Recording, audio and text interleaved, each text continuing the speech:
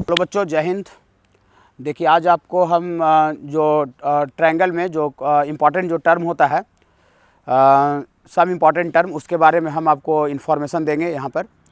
तो सबसे पहले जो होता है वो टर्म वो आपका होता है सेंट्रॉइड का।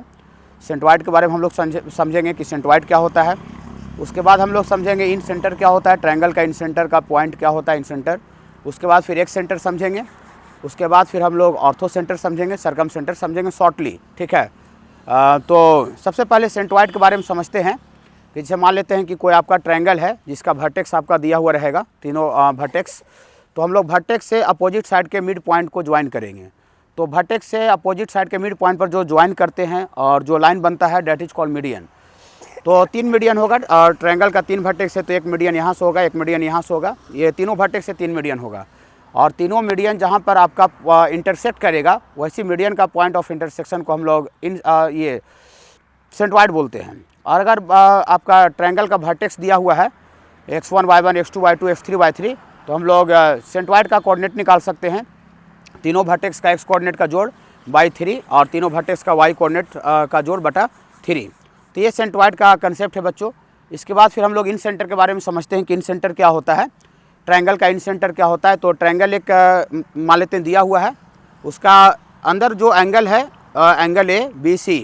तो एक हम लोग वैसा लाइन खींचेंगे वर्टेक्स ए से जो कि एंगल ए को 2 पार्ट में डिवाइड कर दे, मतलब 2 इक्वल पार्ट में डिवाइड कर दे। तो जो लाइन ट्रायंगल का इंटरनल एंगल को 2 पार्ट में जो डिवाइड करता है उसको हम लोग इंटरनल एंगल बाइसेक्टर बोलते हैं। तो चूँकि ट्रायंगल में 3 वर्टेक्स है तो 3 गो इंटरनल एंगल बाइसेक्टर होगा। और इंटरनल एंगल बाइसेक्टर का पॉइंट ऑफ इंटरसेक्शन जो होगा बच्चों, उसको हम लोग इन सेंटर बोलते हैं। इसको कैपिटल आई से रिप्रेजेंट किया जाता है। और अगर किसी भी ट्रायंगल का अगर इन सेंटर निकालना है, वर्टेक्स अगर आपको दिया हुआ है, तो इसमें साइड का लेंथ भी तीनों निकालना पड़ेगा, तीनों साइड का लेंथ निकालना पड़ेगा डिस्टेंस फार्मूला का यूज करके। और इसमें फिर आपको ट्रायंगल का इन सेंटर निकालने का फार्मूला होगा आपका ax1 + bx2 + cx3। ए आपका ये ट्रायंगल का साइड्स है अगर इसके, और इसके अपोजिट वाला वर्टेक्स जो है वो इसका x कोऑर्डिनेट होगा। तो बाकी फिर y कोऑर्डिनेट निकलेगा a y1 + by2 + cy3 बटा a + b + c। यहाँ पर small a small b small c side का लेंथ है, और x1 y1 और x2 y2 और x3 y3 ट्रायंगल का वर्टेक्स है। तो इस तरह से बाबू हम लोग ट्रायंगल का इन सेंटर का कंसेप्ट समझते हैं। और इसके बाद फिर आपका आता है इन सेंटर के बाद आपको आता है बाबू ऑर्थो सेंटर। ट्रायंगल का ऑर्थो सेंटर क्या होता है कि मान लेते हैं कि कोई ट्रायंगल आपको दिया हुआ है, तो उसका वर्टेक्स है, ये वर्टेक्स है, इसका अपोजिट साइड पर परपेंडिकुलर ड्रॉ करेंगे। एक बात आपको ध्यान में रखना है कि जो हम लोग वर्टेक्स से जो परपेंडिकुलर ड्रॉ हम लोग करते हैं वो मिड पॉइंट पर नहीं आता है, सिर्फ आपको ये साइड पर परपेंडिकुलर 90 डिग्री बनाता है।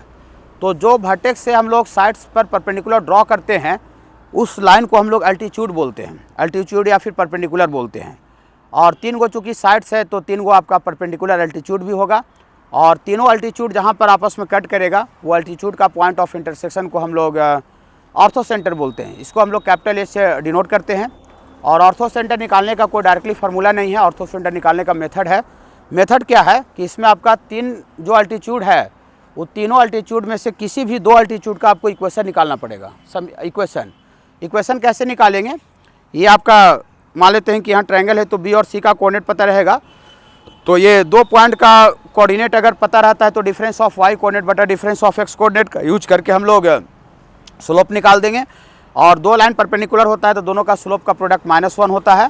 तो हम लोग ये BC का स्लोप आ जाएगा, तो इसके परपेंडिकुलर लाइन का स्लोप m1 × m2 बराबर -1 का यूज करके हम लोग इसका परपेंडिकुलर का स्लोप निकाल देंगे। स्लोप पता है, और ये जो परपेंडिकुलर ही वर्टेक्स ए से पास कर रहा है तो ए का कोऑर्डिनेट भी आपको दिया हुआ रहेगा x1 y1। तो पॉइंट पता, स्लोप पता, तो हम पॉइंट स्लोप फॉर्म से स्ट्रेट लाइन का यूज करके हम लोग इक्वेशन निकाल सकते हैं y - y1 बराबर m × x - x1। तो इससे आपको कोई भी 3 में से 2 अल्टीट्यूड का इक्वेशन निकाल देंगे, उसको सॉल्व कर देंगे तो आपको ऑर्थो सेंटर का कोऑर्डिनेट आ जाएगा। इसके बाद बाबू नेक्स्ट आपको आता है सरकम सेंटर। ट्रायंगल का क्या होता है, तो ट्रायंगल का सरकम सेंटर परपेंडिकुलर बाइसेक्टर का कटिंग पॉइंट को सरकम सेंटर बोलते हैं। परपेंडिकुलर बाइसेक्टर, इसका क्या मतलब हुआ कि ये साइड पर परपेंडिकुलर भी होना चाहिए और साइड को 2 इक्वल पार्ट में बाइसेक्ट भी करना चाहिए। तो आप ध्यान में रखिएगा कि जो परपेंडिकुलर बाइसेक्टर जो होता है साइड्स का, वो ट्रायंगल का वर्टेक्स से पास नहीं करता है। ट्रायंगल का वर्टेक्स अगर पास करेगा तो या तो वो साइड को बाइसेक्ट कर सकता है या तो सिर्फ परपेंडिकुलर हो सकता है, दोनों नहीं हो सकता है। तो ट्रायंगल का एक कोई इंटीरियर पॉइंट होता है, वहाँ से हम लोग परपेंडिकुलर बाइसेक्टर ड्रॉ करते हैं, जहाँ पर तीनों का तीनों परपेंडिकुलर बाइसेक्टर जहाँ पर इंटरसेक्ट करता है, that is called circumcentre of triangle. Okay, तो सरकम सेंटर निकालने का भी तरीका वही है कि तीन में से कोई भी दो परपेंडिकुलर बाइसेक्टर का इक्वेशन निकालना पड़ेगा, उसको सॉल्व करेंगे तो हम लोग सरकम सेंटर का कोऑर्डिनेट आ जाएगा। फिर एक और तरीका सरकम सेंटर का है कि सरकम सेंटर बोलते किसको हैं, मान लेते हैं कि कोई ट्रायंगल दिया हुआ है, तो ट्रायंगल का तीनों वर्टेक्स को छूते हुए एक सर्कल आप बनाइए। सर्कल जो बनाइएगा ट्रायंगल का तीनों वर्टेक्स से पास करते हुए, उस सर्किल को सरकम सर्किल बोलते हैं। और सरकम सर्किल का सेंटर जो होता है that is called circumcentre. Circumcircle का सेंटर, तो हम सरकम सेंटर अगर निकालना है तो इसका कोऑर्डिनेट को हम लोग मान लेते हैं। फिर यहाँ से तीनों वर्टेक्स से जिसका जो दूरी होगा वो रेडियस के बराबर होगा, तो हम लोग ये मान लेते हैं P मानते हैं। तो यहाँ वर्टेक्स A है, यहाँ B है और यहाँ C है, तो PA equal to PB equal to PC का अप्लाई करेंगे तो वहाँ से हम लोग सरकम सेंटर का कोऑर्डिनेट आ जाएगा। लास्ट में इंपॉर्टेंट नहीं है लेकिन एक सेंटर है। एक सेंटर क्या होता है कि ट्रायंगल का एक इंटरनल एंगल बाइसेक्टर और दो एक्सटर्नल एंगल बाइसेक्टर का कटिंग पॉइंट को हम लोग एक सेंटर बोलते हैं। जैसे यहाँ पर कोई ट्रायंगल दिया तो इसका एक का इंटरनल एंगल बाइसेक्टर यहाँ से खींचेंगे, और अगर एंगल ए का इंटरनल ले रहे हैं तो रेस्ट जो टू एंगल है उसका हम लोग एक्सटर्नल एंगल बाइसेक्टर लेंगे। और जहाँ पर ये तीनों लाइन, एक इंटरनल और दो एक्सटर्नल बाइसेक्टर, जहाँ पर तीनों लाइन आपस में कट करता है that is called x centre of triangle. तो ट्रायंगल का तीन एक सेंटर होता है, एक वर्टेक्स ए के अपोजिट, बी के अपोजिट और सी के अपोजिट। एक सेंटर निकालने का फार्मूला वही इन सेंटर वाला ही है, लेकिन आपको अगर ए के अपोजिट अगर एक सेंटर निकालना है तो जो एक्स जो कोऑर्डिनेट था मतलब ए में के पहले माइनस लगा देंगे, बी के अगर अपोजिट रहेगा तो बी में माइनस लगा देंगे और सी के अपोजिट रहेगा तो सी में माइनस लगा देंगे। तो इस तरह से हम लोग ट्रायंगल का इन सेंटर ट्रायंगल का जो इंपॉर्टेंट जो टर्म है वो 5 गो टर्म, उसको हम लोग शॉर्टली इस तरह से समझ सकते हैं। Okay, thank you.